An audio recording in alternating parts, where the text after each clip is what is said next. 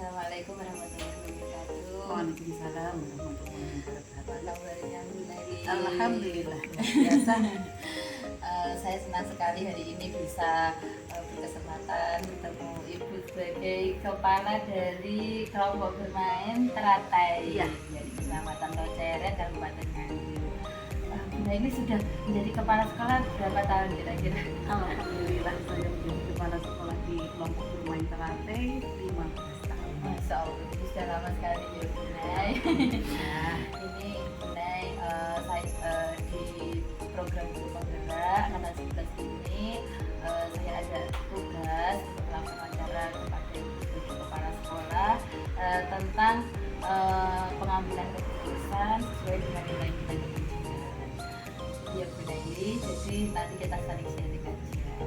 ya baik. Kemudian yang pertama Bu Naili, selama Ibu menjadi kepala sekolah ini apakah Ibu pernah mendapati adanya kasus-kasus yang merupakan sebuah dilema etika atau bukan moral seperti itu Bu Naili? Oh, pernah dilema etika. Iya. Dilema etika kita itu kan sebagai dalam bidang pendidikan itu Iya. pastinya ada. Iya. Dalam keseharian itu untuk memutuskan suatu itu pasti ada. Dan itu menjadi dilemanya kepala sekolah. Nah, itu kan kita cari dulu bagaimana itu baiknya dari segi positif kita lihat terlebih dahulu apakah itu ada dampak positif bagi lembaga, pendidik ataupun peserta didik. Nah, kita mengambil kebijakan pun tergantung dengan kebermanfaatannya. Itu bermanfaat apa tidak? Kalau kurang bermanfaat kita saring, kita prioritaskan yang mana yang lebih bermanfaat dibandingkan yang kurang. Berarti benar-benar dipertimbangkan dan tidak tergesa-gesa ya Ibu, Iya, ya, kalau iya. ada sebuah dilema seperti itu bagaimana pengambilan keputusannya itu harus memang dipikirkan secara matang-matang gitu ya Bu? Iya. Baik Ibu, jadi selama ini itu dalam pengambilan keputusan di khususnya di lembaga Ibu itu untuk kasus-kasus tertentu mungkin ada kasus yang mungkin Bu Naili temui seperti itu, bisa kita saling berbagi pengalaman dari Bu Naili. Nah, misalkan ya kasus untuk memutuskan sesuatu dilema seperti itu pernah ada kasus misalkan gini, di suatu lembaga untuk memutuskan terutama dalam hal pembiayaan.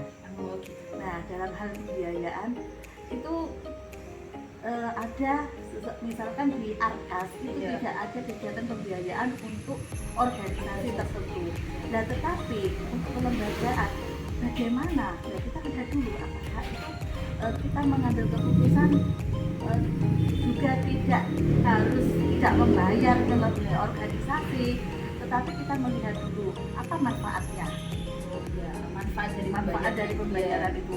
Dan kita pun juga untuk Arkas tetap berjalan, pembiayaan tetap berjalan sesuai dengan Arkas, sedangkan untuk yang lainnya kita ambilkan dari dana yang lain. Berarti itu termasuk langkah-langkahnya Bu Nay ya, kalau Iya. misalkan ada menemui sebuah dilema etika tidak tercovernya beberapa pembiayaan yang memang Iya. sebenarnya harus ada seperti itu. Jadi membuat Ibu sebagai kepala sekolah agak ini ya Bu ya, bingung harus bagaimana gitu. Oke. Jadi menurut Bu Nay, tadi langkah-langkah yang diambil Bu Nay seperti tetap membayarkan dan sebagainya itu menurut Bu Nay itu sudah tepat atau tidak? Kalau menurut saya itu sudah tepat karena itu kan kebermanfaatnya juga untuk kita semua. Jadi dari kita untuk kita.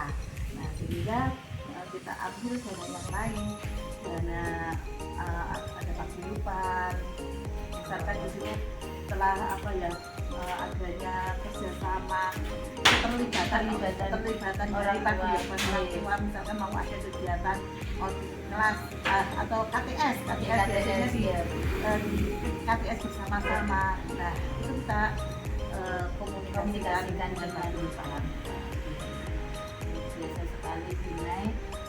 Kemudian berarti apa hal-hal, kalau menurut Bu Nay itu apa yang mungkin dari pengambilan keputusan yang sudah Bu Nay lakukan itu mungkin ada hal-hal yang belum efektif menurut Bu Nay? yang belum efektif ya itu untuk memotong atau memangkas langsung dana dari alokasi. Oh iya, berarti itu masih belum efektif. Belum ini ya, belum Iya, ideal seperti belum itu. ideal. Ya. Kemudian ini Bu Nay, untuk tantangan-tantangan dalam pengambilan keputusan Bu Nay sebagai kepala sekolah itu kira-kira tantangan apa Bu Nay yang dihadapi dengan segala banyaknya kasus dilema etika yang sudah jenengan dari sejak 15 tahun ini sebagai kepala sekolah kan pasti banyak sekali. Itu menurut Bu Nay tantangannya apa Bu? Tantangannya ketidaksesuaian atau adanya miskomunikasi antara misalkan antara wali murid dengan pendidik, dan itu menjadi tantangan. Berarti menyinkronkan semuanya itu Iya. supaya apa ya, Menjadi sejalan. ya kadang kan Bu Nay membuat apa, nah itu belum tentu yang lain juga sejalan. Iya. Kemudian apakah ada sebuah tata kelola atau jadwal tertentu Bu Nay dalam sebuah penyelesaian kasus dilema etika? Apakah dapat langsung dilakukan, misalkan yang pernah sesuai pengalaman Bu Nay ini, misalkan jadi penyelesaian masalah itu dilakukan langsung atau diberi jangka waktu dan sebagainya? Kalau kita terbiasa dengan diberi jangka waktu, kita musyawarahkan kembali dengan pendidik ataupun paguyuban tidak ada permasalahan di dalam lembaga. Jadi tidak langsung terganggu langsung iya. gitu.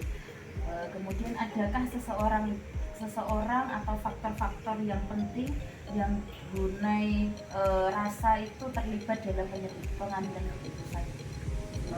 Tidak ada, semua berhak untuk memutuskan suatu permasalahan. Jadi mereka semua itu baik dari wali murid, pendidik, dan masyarakat lainnya, misalkan ada permasalahan di situ, mereka boleh untuk berpendapat. Jadi tidak terdiri dari satu orang saja, tapi menjadi tanggung jawab bersama. Dan nanti meskipun Bu Nay sebagai kepala sekolah, tapi tetap mengedepankan musyawarah. Ya, mereka tetap ikut andil gitu. Iya. Baik, dipetik dari pengalaman Bu Nay yang luar biasa sekali ini, pengalaman-pengalaman dalam pengambilan keputusan Bu Nay sungguh luar biasa sekali. Apa ya, semoga ini juga bisa menjadi tambahan pengalaman dan juga wawasan bagi saya Bu Nay yang juga masih dalam masa pendidikan guru penggerak ini. Semoga dari cerita-cerita dari Bu Nay tadi yang sebagai kepala sekolah di Kabit Teratai yang sudah sangat lama itu bisa bermanfaat bagi saya dan semuanya. Baik, terima kasih Bu Nay Sama-sama. untuk bincang-bincangnya hari ini. Sama-sama. Mohon maaf mengganggu waktunya. Wassalamualaikum warahmatullahi wabarakatuh. Waalaikumsalam warahmatullahi wabarakatuh.